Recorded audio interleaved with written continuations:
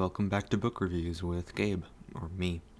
Today's book is Star Wars Galaxies, The Ruins of Dantooine by Veronica Whitney Robinson. This book is, in my opinion, very unique, but very forgettable.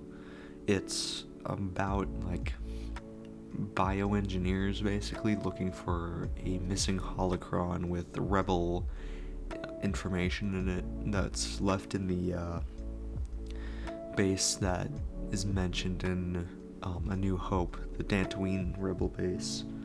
But this book is based off the Galaxies video game from roughly 2004, 2003, but it's a tie-in novel, so it kind of goes with what you do in that video game, which is pretty interesting, and it's the first of its kind, being a book based off of a Star Wars video game.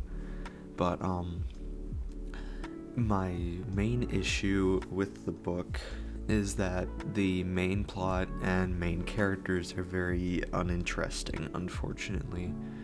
Especially our main hero, I can't remember her name even, and I just finished the book last night. I can't remember her name, but I don't know, it's not the most interesting story ever, and after reading it I kind of felt like this one could have been skipped, because it's like, whatever, it's a bleh story.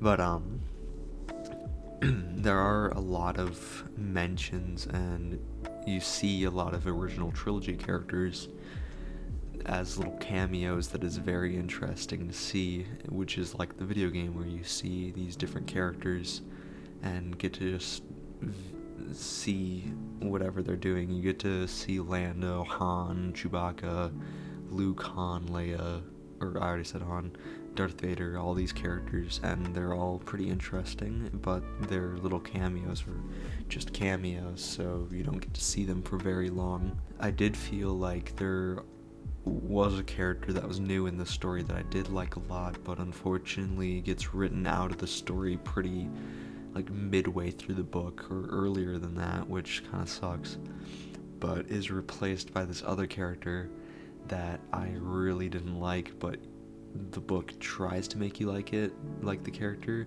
and finds an interest in our main hero. But I don't know, it just feels very unnatural. Every new character in the story just feels like they're written to be kind of stupid, so there's some sort of conflict, some sort of personal conflict in the story. But later on in the book, there's actually a twist that I really didn't see coming. Either I wasn't paying attention enough, or it was well written, but there's a pretty good twist that that just hit me out of left field, and I liked a lot, which explained some of the weird character interactions, which makes me assume they're intentional, which kind of bumped up the book for me. There are some really cool connections with the expanded universe in this book too, with Dantooine being the farming planet.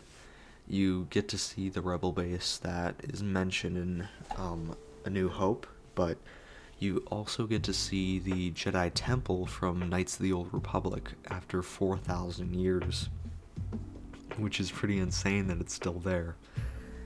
And it's, at first, I was just speculating that it was, but when they do get there, that it's confirmed that it is the same base from the video game, which is very cool.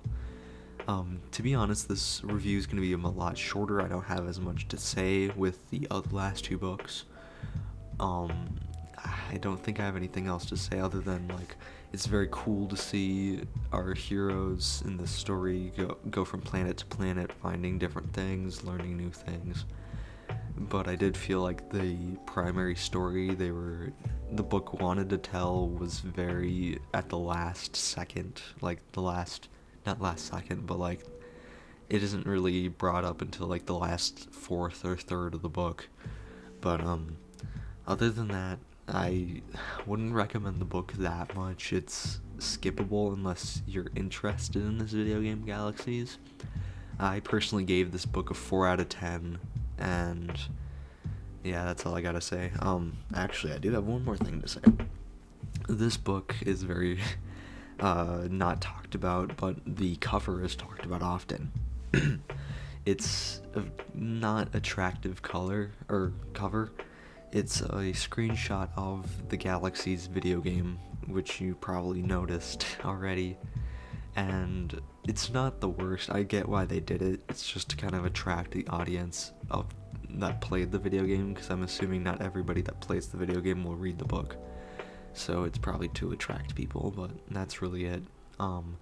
My next book review will be Splinter of the Mind's Eye, the first EU book, which will be very interesting to read. Anyway, stay tuned for that, and thank you for watching this review. Goodbye.